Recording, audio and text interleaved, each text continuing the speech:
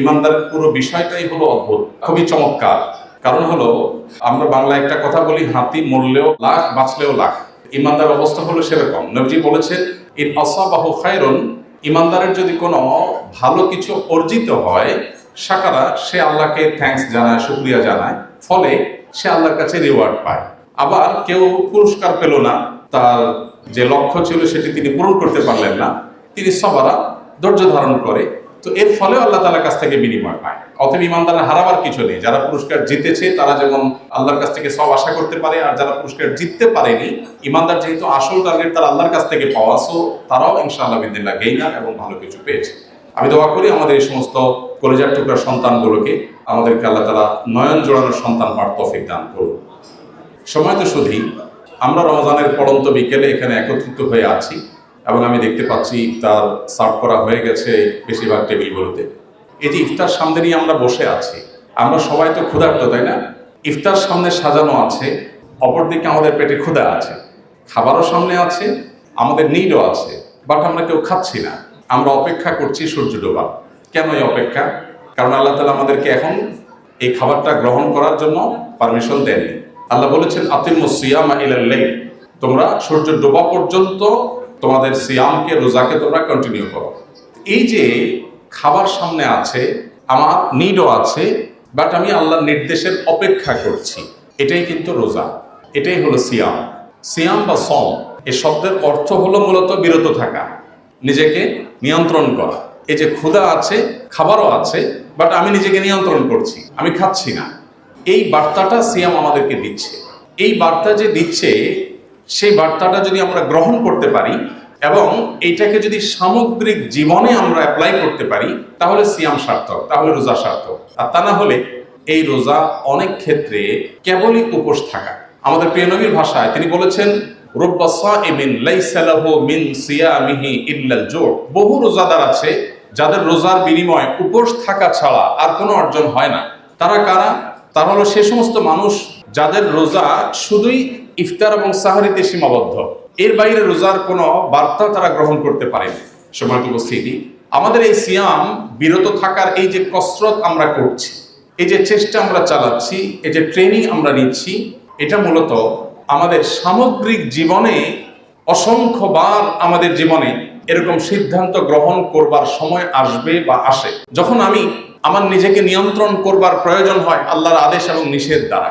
এই সিয়াম আমাদেরকে সেই সামগ্রিক জীবনের প্রত্যেকটা ক্ষেত্রে নিজেকে নিয়ন্ত্রণ করবার শিক্ষাটা দেয়। কিন্তু দুর্ভাগ্যজনক বাস্তবতা হলো, আমরা বেশিরভাগ মানুষই আমরা ইফতার এবং সাহরি করি এবং গতানুগতিক রোজা রাখি, কিন্তু এই রোজা আমাকে সামগ্রিক জীবনে আল্লাহর আদেশ নিষেধ অনুযায়ী পরিচালিত করে না, আমাকে নিয়ন্ত্রণ করে না, এবং এর কারণে আমাদের রোজাটা অর্থবহ হয়ে ওঠে না। ভারত মহাদেশের একজন মনীষী ছিলেন, একজন ইতিহাসবিদ এবং একজন স্কলার ছিলেন, সৈয়দ আবুল হাসান আলী আন-নাদভী। মুসলিম বিশ্বের নোবেল খ্যাত কিং ফয়সাল অ্যাওয়ার্ড প্রাপ্ত ভারতবর্ষের 2-3 জন মনীষীর একজন। অনেক আগে দুনিয়া থেকে চলে গেছেন, অনেক বড় মনীষী ছিলেন, তাকে নিয়ে অনেক কথা বলার মতো আছে। মাত্র 18 বছর বয়সে যে সমস্ত বই তিনি লিখেছেন, সেগুলো এখন মিডল ইস্টের প্রত্যেকটা ঘরে ঘরে, প্রতিটি লাইব্রেরিতে শোভা পায়। এমন একটি লাইব্রেরি মিডল ইস্টে পাওয়া কঠিন হবে যেখানে আলিমিয়া নদবীর বই ছাড়া সেই লাইব্রেরি পূর্ণতা পেয়েছে। এই বইগুলো লিখেছেন তিনি যে বয়সে, সে বয়সে তিনি কোনো আরাবিয়ানকে দেখেননি চোখে, কোনোদিন আরব দেশেও যাননি, কিন্তু আরবিতে লিখেছেন এবং সেগুলো এখন বিভিন্ন বিশ্ববিদ্যালয়গুলোতে গবেষণার কেন্দ্রবিন্দুতে পরিণত হয়েছে। এরকম বড় একজন মনীষী ছিলেন সাইয়্যিদ আবুল হাসান নদভী রাহমাতুল্লাহ আলাইহি। সিয়াম সম্পর্কে বলতে গিয়ে বলেছেন খুব চমৎকার একটি উপমা। তিনি বলেছেন, আমরা যে রমজানে রোজা রাখি, এটা একটা রোজা, রোজার আরেকটা ফরম্যাট আছে যেটা হয়তো আমরা অনেকে সেভাবে দেখিনি বা ভাবিনি। সে ফরম্যাটটা কি? সেটা হলো, তিনি বলেন যে লাইফ টাইম রোজা, পুরো জীবনটা একটা রোজা। এটা হলো 12, 14, 16 ঘন্টার রোজা, আর ওইটা হলো 50, 60 বা 70 বছরের রোজা। রমজানের রোজা শুরু হয় ভোরে, যখন শোভে সাদিক হয় তখন। জীবনের রোজা শুরু হয় যখন বায়োলজিক্যালি বা শরীয়ত দৃষ্টিকোণ থেকে একটু মানুষ প্রাপ্তবয়স্ক হয় তখন, অর্থাৎ বালেগ যখন হয়। রমজানের রোজা পরিসমাপ্ত হয় সূর্য যখন ডুবে যায়। জীবনের রোজা পরিসমাপ্ত হয় জীবনের রোজা যখন ডুবে যায় তখন। রমজানের রোজা কিছু জিনিস আমাদের জন্য রেস্ট্রিক্টেড, জীবনের রোজায় বহু জিনিস আমাদের জন্য রেস্ট্রিক্টেড।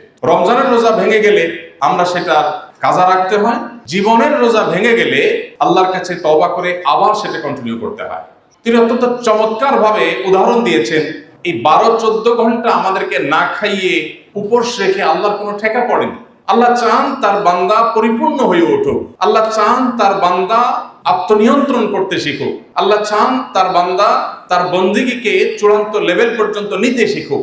রমজানের এই চমৎকার দৃশ্য ইফতারের আগে যেটির অবতারণা হয়, ঠিক আমরা এখন যে মুহূর্তের সামনে আছি এই মুহূর্তকে আপনি চিন্তা করুন যে সব ধরনের খাবার আছে, সবচেয়ে খারাপ মানুষটা যে মিথ্যা প্রতারণা ছাড়া কথাই বলতে পারে না, সবার সাথে মিথ্যা প্রতারণা করে, পারলে বউয়ের সাথেও করে, পারলে নিজের সাথেও করে, এরকম ক্যারেক্টারের মানুষও যদি হয় আপনি দেখবেন রোজা রেখে সে কিন্তু 2 নম্বর এটা করে না। কি বলেন, এমন কোন রোজাদার কি আছে যে ক্ষুধা লাগছে সে রুমে দরজা লক করে ফ্রিজ থেকে খাবার নিয়ে খেয়ে নিচ্ছে, আবার মুখটা মুছে বাইর হয়ে গেছে? এরকম কোন রোজাদার আছে?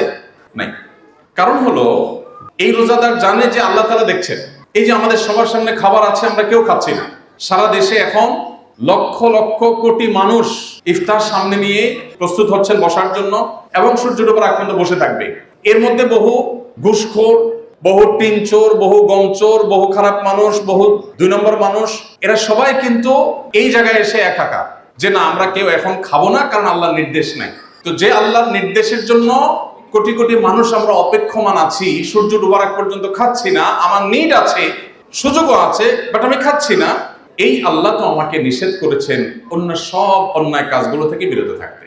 আমি যদি আমার সামগ্রিক জীবনের যে রোজা, সেই রোজাতে এই রোজার প্রভাব, এর প্রতিফলন, এর প্রভাব যদি আমি ঘটাতে না পারি, এর বাস্তবায়ন যদি আমি ঘটাতে না পারি, তাহলে এই ব্যক্তি সম্পর্কে নবীজি বলেছেন বহু রোজাদার আছে যে রোজা তাদের উপোস থাকা ছাড়া আর কোনো কাজে আসে না।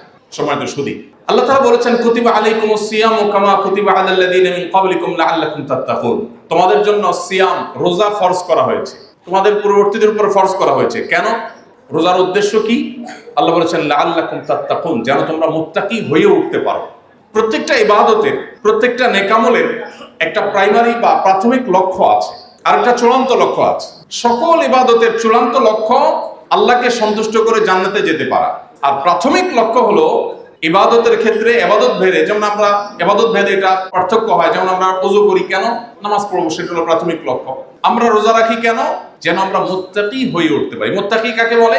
মুত্তাকি বলা হয় আল্লাহর কাছে জবাবদিহিতার বোধ এর চেতনা থেকে যে সকল অন্যায় থেকে বেঁচে থাকে, আল্লাহর আদেশ নির্দেশ মতো নিজেকে পরিচালিত করে, এই লোকটাকে মুত্তাকি বলা হয়।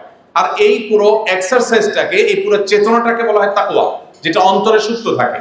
এই তাকওয়ার চেতনার সাথে রোজার সম্পর্কটা খুবই সুনিবিড় এবং খুবই স্পষ্ট। কারণ রোজা আমাদেরকে এই যে পানাহার থেকে বিরত রাখছে, এটা হলো আল্লাহ ভীতির চেতনা। এই চেতনা যদি আমরা আমাদের ভেতরে সঠিকভাবে ধারণ করতে পারি, তাহলে আমাদের সিয়াম সাধনা সিদ্ধ হলো, সার্থক হলো। গোটা পৃথিবীতে যেদিকে আপনি তাকাবেন, ভোগবাদের এই বাস্তবতায় চতুর্দিকে দেখবেন সবাই আপনাকে আহ্বান করছে শুধু ভোগের আহ্বান। প্রত্যেকটা বিজ্ঞাপনী, বিলবোর্ড, প্রতিটা অ্যাডভার্টাইজ, প্রত্যেকটা প্রচারণা, সবকিছু যেদিকে তাকাবেন সবাই ভোগের কথা বলবেন। কেউ বলবে আমার পণ্যটা উপভোগ করেন, কেউ বলবে আমার ল্যান্ডটা উপভোগ করেন, কেউ বলবে আমার খাবারটা আপনি এনজয় করেন। সবাই আপনাকে এনজয়ের কথা বলবে। আল্লাহ রাব্বুল আলামিন আপনাকে নিয়ন্ত্রণ করার কথা বলছেন। অন্য সব উৎসব, আমরা এই যে পহেলা বৈশাখ, বিভিন্ন রকমের উৎসব আমরা পালন করি, এই সকল উৎসবে আপনি দেখবেন যে ঠিক আছে, একটা ভালো কাপড় পরেন, শাড়ি পরেন, জামা পরেন, ভালো খাবার খান, পান্তা ইলিশ খান, এটা করেন সেটা করেন। এই যে 31st নাইট আসে প্রতি বছর একবার, আতশবাজি করেন, আনন্দ ফুর্তি করেন। আল্লাহ তাআলা আমাদেরকে 2টি উৎসব দিয়েছে, একটা ঈদুল ফিতর, একটা ঈদুল আজহা। এই উৎসবের মূল বার্তাই হলো স্যাক্রিফাইস এবং ত্যাগ। আপনি দেখেন ঈদুল ফিতর শুরু হয় কি দিয়ে? ঈদুল ফিতর শুরু হয় হলো ফিতরা দিয়ে। আল্লাহ বলছেন তুমি গরিবের বাসায় আগে খাবার পৌঁছাও, এরপর তুমি ঈদগাহে যাও। এমনকি ঈদের পরে যদি তুমি ফিতরা দাও, ফাহিয়া সাদাকাতু মিনাস সাদাকাত, সেটা অন্য 10টা দানের মতো একটা দান। তোমাকে ফিতরা দিতে হবে ঈদের আগে, কারণ ঈদের আনন্দ ফুল পিকে উঠে ঈদগাহে যাওয়ার পর। এবং এই যে ঈদগাহে যাওয়ার পর ঈদের আনন্দ পিকে উঠে, এই জন্য নবী সাল্লাল্লাহু আলাইহি সাল্লাম নারীদেরকে ঈদগাহে নিয়ে যেতে বলছেন। এক নারী এসে বলছেন, ইয়া রাসূলুল্লাহ, আমি ঋতুবতী, আমার নামাজ নাই। নবী সাল্লাল্লাহু আলাইহি ওয়াসাল্লাম বলছেন, তুমিও যাবে, তোমার নামাজ নাই, তুমি দোয়া করবে। আরেকজন বলেছেন, ইয়া রাসূলুল্লাহ, আমি পর্যাপ্ত কাপড় নেই যেটা দিয়ে আমি সুন্দর করে নিজেকে আবৃত করে পর্দার মধ্যে আমি যাব।